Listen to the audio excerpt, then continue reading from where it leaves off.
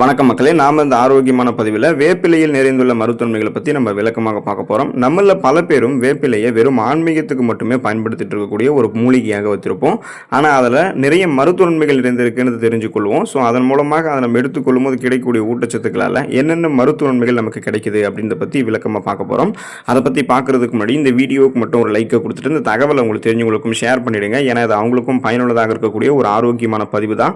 இது போன்ற அப்டேட்ஸ்கள் நீங்கள் தொடர்ந்து பார்க்குறதுக்கு நம்மளுடைய ஹெல்த் நியூஸ் தமிழ் சேனலை மறக்காம சப்ஸ்கிரைப் பண்ணி வச்சுக்கோங்க. பக்கத்தில் இருக்கக்கூடிய பெல் பட்டனையும் கிளிக் பண்ணி ஆல் அப்படின்ற ஆப்ஷனையும் செட் பண்ணி வச்சுக்கிட்டீங்க அப்படின்னா நாங்கள் போடக்கூடிய எல்லா அப்டேட்ஸும் உங்களுக்கு நோட்டிஃபிகேஷன் அடிக்கடி வந்து சேரும். சரிவாங்க மக்களே, இப்போ வீடியோக்குள்ள போயிடலாம். வயிறு தொடர்பான பிரச்சனைகளிலிருந்து விடுபடுவதற்கு நம்ம வேப்பிலையை வந்து எடுத்துக்கொள்ளலாம். கொழுந்து வேப்பிலைகள் மற்றும் வேப்பம் பூக்களை பச்சடி செஞ்சும் ரசமாக வைத்து உட்கொள்ளும் போது செரிமான கோளாறுகள் வந்து நமக்கு நீங்க ஆரம்பிக்கும். குடல்களில் பூச்சி புழுக்களை இந்த மாதிரி நம்ம எடுத்துக்கொள்ளக்கூடிய வேப்பிலை வந்து நமக்கு சரி பண்ணிடும். மற்றும் வயிற்றில் ஏற்பட்டிருக்கக்கூடிய புண்களையுமே நமக்கு வந்து வேப்பிலை சரி பண்ணிடும்.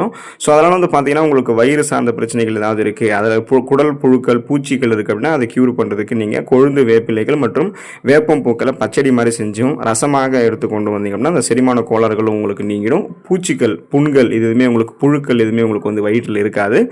அம்மை நோயினுடைய தாக்கம் தீர்வதற்கு வேப்பிலை வந்து ஆன்மீக ரீதியாக பயன்படுத்தாமல் மருத்துவ ரீதியாக நம்ம பயன்படுத்த வேண்டியது நல்லது. கோடை காலங்களில் அதிக உடல் உஷ்ணத்தாலும் சில கிருமிகளினுடைய தொற்றாலும் சிலருக்கு தட்டம்மை, பெரியம்மை, சின்னம்மை போன்ற நோய்கள்லாம் ஏற்படும். ஸோ இப்படிப்பட்ட காலங்களில் வேப்பிலைகள் நல்லா அரைத்து உடல் முழுவதும் பூசி கொஞ்ச நேரம் நம்ம ஊற வைக்கணும். பின்பு அந்த குளிர்ந்த நீரில் மஞ்சள் மற்றும் வேப்பிலைகளை ஊற வைத்து அந்த நீரை ஊற்றி நம்ம குளிக்கும் போது அம்மை நோய் குணமாகும். இதை வந்து ஒரு வார காலத்துக்கு மேலாக வந்து நம்ம செய்வாங்க.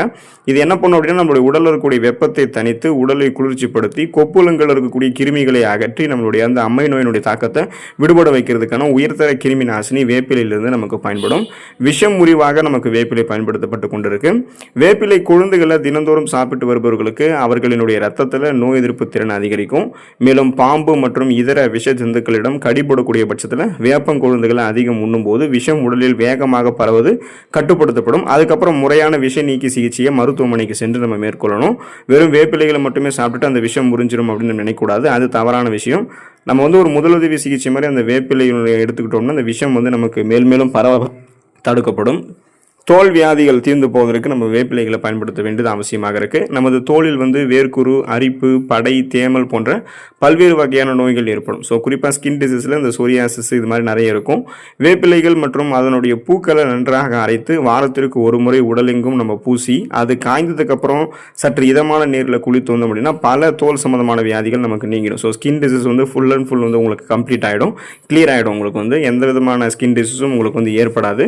ஸோ அதனால் ஸ்கின் டிசீஸ் வந்து உங்களுக்கு வந்திருக்கிறத கியூர் பண்ணுறதுக்கும் வராமல் தடுக்கிறதுக்கும் வேப்பம் கொழுந்துகளை பயன்படுத்த வேண்டியது அவசியம். புற்றுநோய் தாக்கத்திலிருந்து விடுபடுவதற்கு வேப்பிலைகளை எடுத்துக்கலாம். வேப்பிலைகள் இருக்கக்கூடிய காரத்தன்மை புற்றுநோய் செல்களை அழிக்கக்கூடிய திறன் கொண்டது. சிறிது வேப்பிலை கொழுந்துகளை நன்றாக அரைத்து மாதுளம் பழச்சாரோட நீங்கள் கலந்து எடுத்துக்கிட்டீங்க அப்படின்னா உடலில் நோய் எதிர்ப்பு சக்தி திறன் அதிகமாகும். புற்றுநோய் பாதிப்பிலிருந்து அது உங்களை பாதுகாக்கும். அதிலும் குறிப்பாக உங்களுக்கு வந்து பார்த்தீங்கன்னா பலவிதமான டைப்ஸ் ஆஃப் கேன்சர்ஸ் வந்து கியூர் பண்ணும். ஸோ எந்த விதமான தீங்கு விளைவிக்கக்கூடிய ஃப்ரீ ரேடிக்கல்ஸ் அப்படின்ற அந்த புற்றுநோய் செல் பரவலும் உங்களுடைய உடலில் பரவாது முன்னாடியே தடுக்கப்படுவதற்கு வேப்பிலை வந்து உங்களுக்கு உதவிகரமாக இருக்கும். புற்றுநோய் செல்கள் இருந்தாலுமே அந்த ட்ரீட்மெண்ட்ஸோட நீங்கள் வேப்பிலைகளை எடுத்துக்கிட்டீங்கன்னா அந்த புற்றுநோய் செல்கள் உடலில் இருந்து வெளியேற்றப்படும். பல் பிரச்சனைகள் தீர்வதற்கு வேப்பிலைகள் எடுத்துக்கொள்ள வேண்டியது அவசியம்.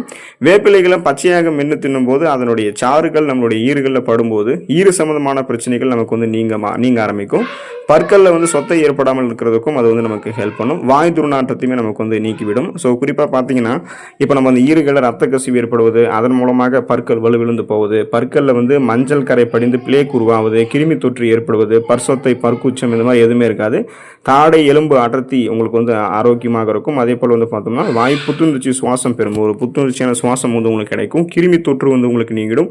உமிழ்நீரினுடைய தரம் வந்து உங்களுக்கு மேம்பட ஆரம்பிக்கும். ஸோ ஒட்டுமொத்தமாக சுவாச புத்துணர்ச்சி பெறுவீங்க. பல் சம்பந்தமான பிரச்சனைகள் இருக்காது. சுவாச கோளாறுகள் அந்த பிரச்சனைகள் வந்து விடுபடுவதற்கு வேப்பிலைகளை எடுத்துக்கலாம். தினமும் காலையில் வெறும் வயிற்றில் வேப்பிலைகளை சாப்பிட்டு வருபவர்களுக்கு நுரையீரல் ஆரோக்கியத்தோடு இருக்கும். வெளிப்புற கிருமி தொற்றால் ஏற்படக்கூடிய நுரையீரல் மற்றும் சுவாச சம்பந்தமான நோய்கள் ஏற்படாமல் நம்ம பாதுகாத்துக் கொள்ளலாம். ஸோ எந்த விதமான இன்ஃபெக்ஷன்ஸும் நம்மளுடைய நுரையீரலில் ஏற்படாது. ஒருவேளை உங்களுக்கு அந்த சளி, இருமல், ஜலதோஷம் இந்த மாதிரி பிரச்சனை இருக்கு அப்படின்னா அந்த பிரச்சனையும் க்யூர் ஆகிடும். மூச்சு விடுதலில் சிரமம் ஏற்படுவது, மூச்சு திணறல் ஏற்படுவது, ஆஸ்துமா, காசநோய் இந்த மாதிரி பிரச்சனையும் இருக்காது. ஸோ இது என்ன பண்ணும் அப்படின்னா வேப்பிலையில் இருக்கக்கூடிய அந்த உயர்தர கிருமி நாசினி நுரையீரலில் இருக்கக்கூடிய கிருமிகளை அழித்து நுரையீரலை ஆரோக்கியப்படுத்தும். இதன் மூலமாக உங்களுக்கு சுவாச கோளாறுகள் எதுவுமே இருக்காது. ஒட்டுமொத்த சுவாச மண்டலத்தையுமே வேப்பிலை ஆரோக்கியமாக வைக்கும். தொடர்ந்து வேப்பிலைகளை உணவுகளில் பயன்படுத்திக்கோங்க, அல்லது அரைத்து தோள்களில் பயன்படுத்துனீங்க அப்படின்னாலும் அதில் இருக்கக்கூடிய அந்த கிருமிகளை நீக்கி நோய் எதிர்ப்பு சக்தியை கொடுக்கக்கூடிய தன்மை பல்வேறு பிரச்சனைகள் நம்மளை விடுபட வைத்து ஆரோக்கியமாக பாதுகாக்கும். ஸோ அடுத்த ஆரோக்கியமான பதிவில் மறக்காம சந்திப்போம். நன்றி மக்களே.